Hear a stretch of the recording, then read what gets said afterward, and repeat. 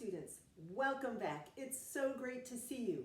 I thought that since we've been apart for so long, we'd start off with our morning stretch just like we used to remind you and your families about how we used to start our day. Here we go.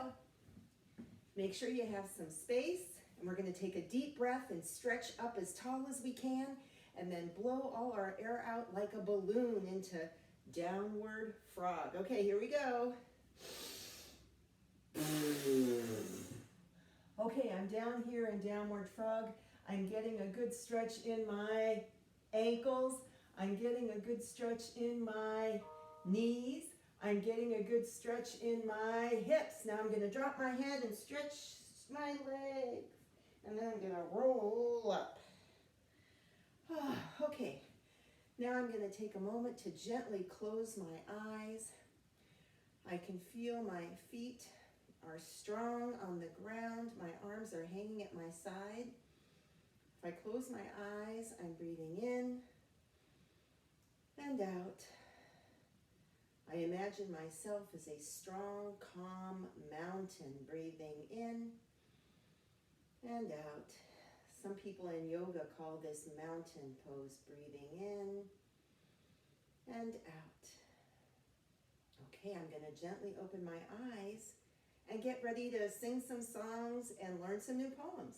So I thought for today we would review one of our up and down songs, and just to remind you of the words, I've got it here for you. Do you remember the Grand Old Duke of York? Oh, the Grand Old Duke of York, he had 10,000 men. He marched them up to the top of the hill, and he marched them down again.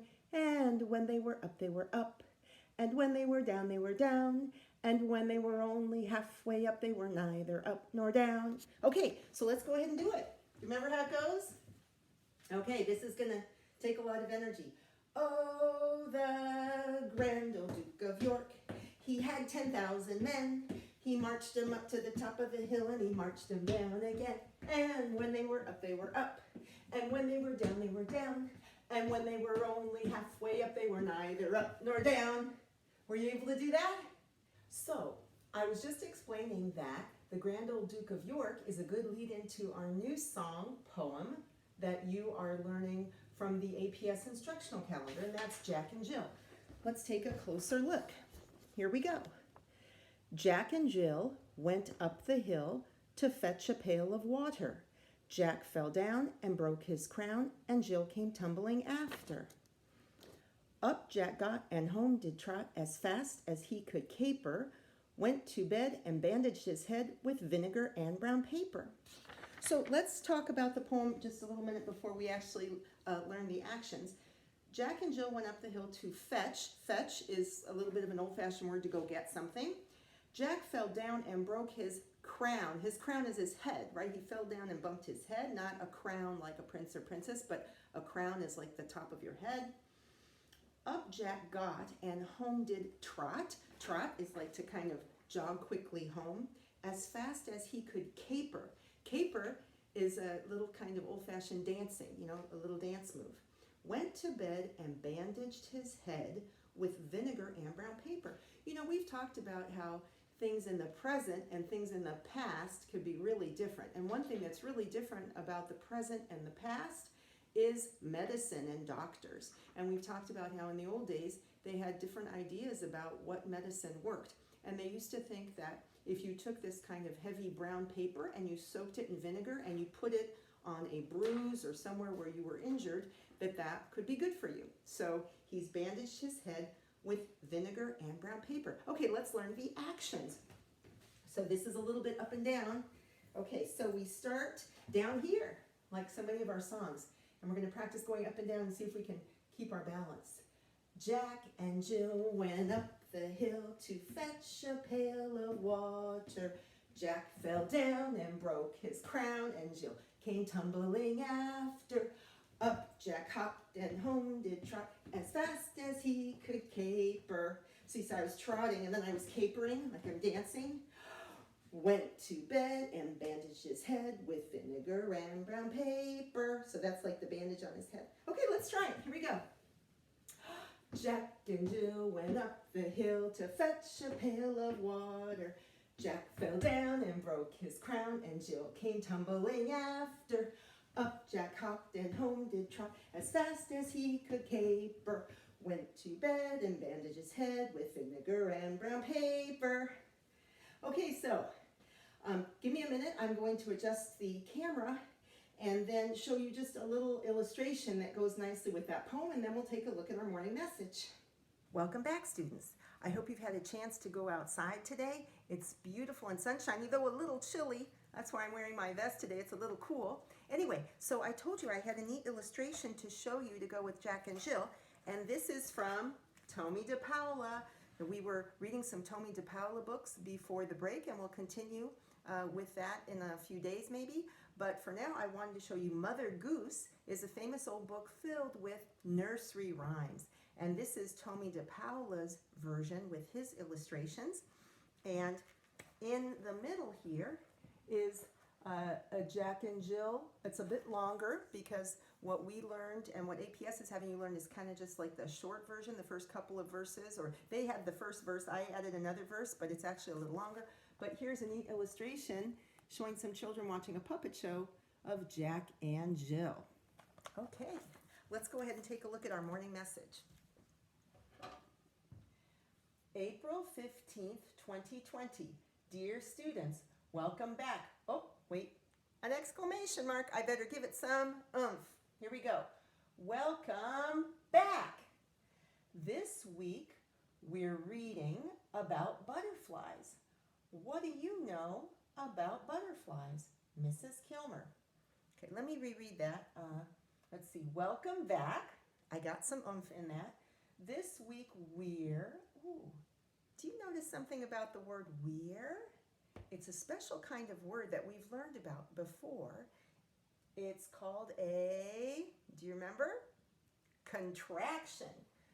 So this week, you know, before we went on break, we were collecting words that started with the word part re.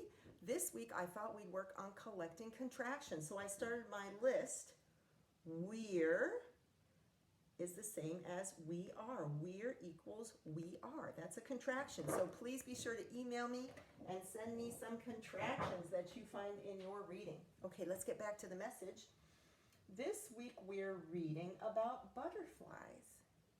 What do you know about butterflies? Mrs. Kilmer, remember, when I ask you, what do you know about something, when we're going to start learning more or learning about or learning more, that's because I'm trying to wake up your brain. So I'm going to start and think. You could count on your fingers. What do I already know about butterflies?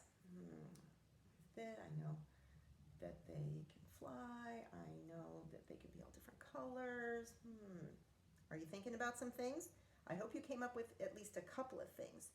And to make a connection to this, I'm going to read a book to you today that I'm sure someone read to you before, maybe in kindergarten or maybe at home.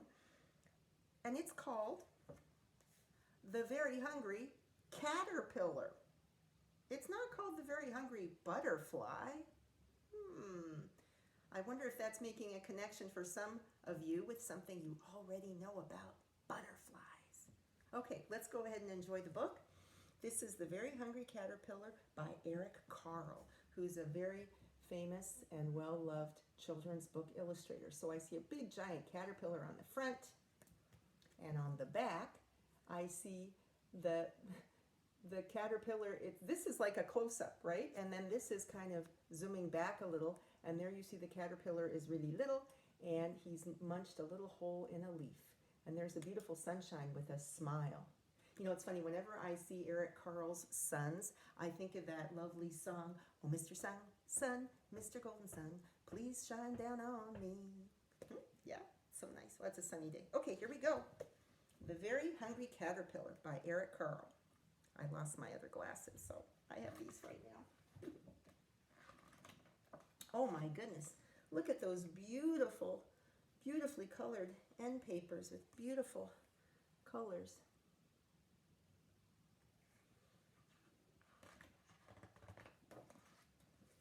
The Very Hungry Caterpillar by Eric Carle, Scholastic.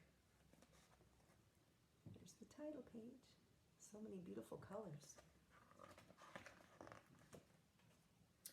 And we haven't talked about this very much, but in most books near the front, there'll be what's called the dedication page. Actually, we talked about it in school, but we haven't talked about it from our home videos. And that's when the author or illustrator sometimes writes about maybe who they were thinking about when they wrote or illustrated the book, who it's for in their minds and their hearts. So this is for my sister Krista, writes Eric Carle, and she gets a smiley sun. Oh, wow. It looks to me like it's nighttime in this picture, right? It's dark. I see the moon, and I see a leaf with a hole. Okay, now I'm ready to read because I wanted to sneak peek first. In the light of the moon, a little egg lay on a leaf. Oh, that wasn't a hole, that was an egg. Here's the moon. So I want to stop and think about something for a minute. When I did my sneak peek, I thought that this was a hole in the leaf. But then later, when I read the text, the word hole didn't go with the letters that I found over there. So that's a good reminder that when we're reading, we want to make sure to do a triple check, right? Does it look right? Does it sound right? And does it make sense? Sometimes something can seem to make sense, like, oh, that looks like a hole, that could make sense. But when I look at the letters, I look at the word, it didn't make sense. So I had to come up with something that made sense too. So keep that in mind with your reading. Okay. One Sunday morning, the warm sun came up and pop! Out of the egg came a tiny and very hungry caterpillar. And there is the little caterpillar. And a big, beautiful sun smiling down on the caterpillar. He started to look for some food. On Monday, he ate through one apple, but he was still hungry. I think that they're going to have lots of different fruit, right? Sometimes it's good to stop and think, stop and predict what's going to happen a little. I think he's going to eat a lot of different fruit. Actually, fruit, I see different fruits. And I'm also wondering if something's going to happen over the course of, let's see, Sunday, Monday, over the course of a whole week. Maybe the days of the week are going to be in this book. Okay, let's keep going. Oh, and I noticed there's a cute little hole in the apple where he ate through it. On Tuesday, he ate through 2 pears, but he was still hungry. Wait a minute. 1 apple, 2 pears. I think this is also going to have some counting in it. Okay, and there he is now, crawling out of the pears.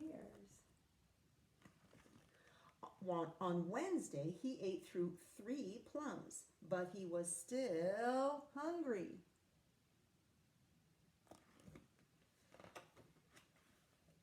On Thursday, he ate through 4 strawberries, but he was still hungry.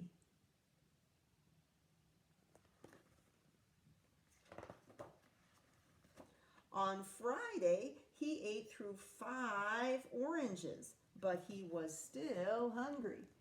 There he is, crawling out of the last strawberry and all the oranges, all with the holes.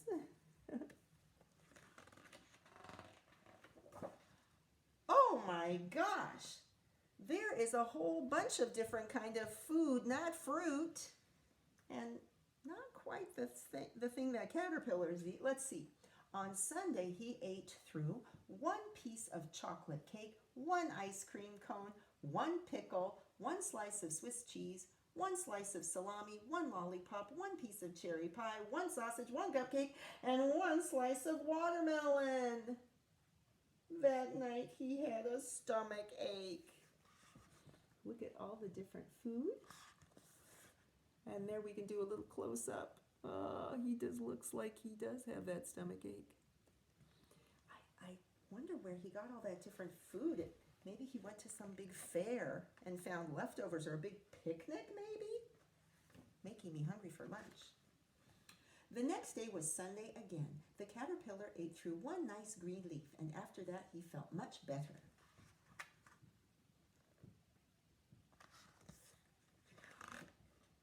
Now he wasn't hungry anymore, and he wasn't a little caterpillar anymore. He was a big fat caterpillar. He built a small house called a cocoon around himself. He stayed inside for more than 2 weeks. Then he nibbled a hole in the cocoon, pushed his way out, and dun, dun, dun, I see ellipses. I wonder what's going to happen. There he is as a big fat caterpillar, and there he is as a cocoon, and there are my ellipses. Dun, dun, dun. What's going to come next? He was a beautiful butterfly. Are you getting the connection now to the morning message? And you're learning this week about butterflies? Right?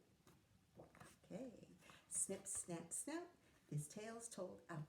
Colorín colorado, este cuento se ha acabado. And because you got to do something at the end of the book, I've actually made a connection between this book and something else.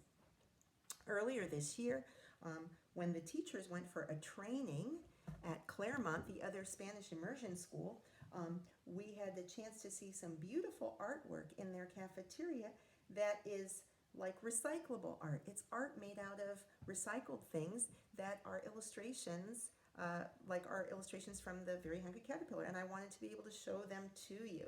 So there's the caterpillar, and there is perra, una perra, right? They are captioned in Spanish. Una naranja,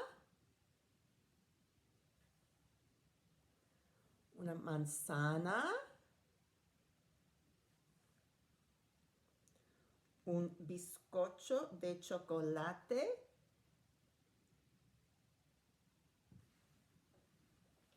helado,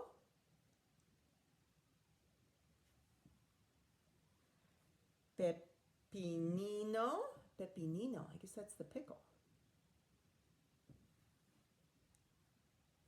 queso, oh, this is definitely making me hungry for lunch, paleta,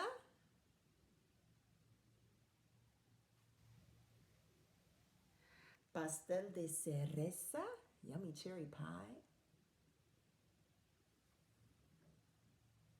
sandia. Do you think that's it? No, there's one last one. Oh, there's more than one. I thought the surprise was coming. Here, there's a few more. Pastelito.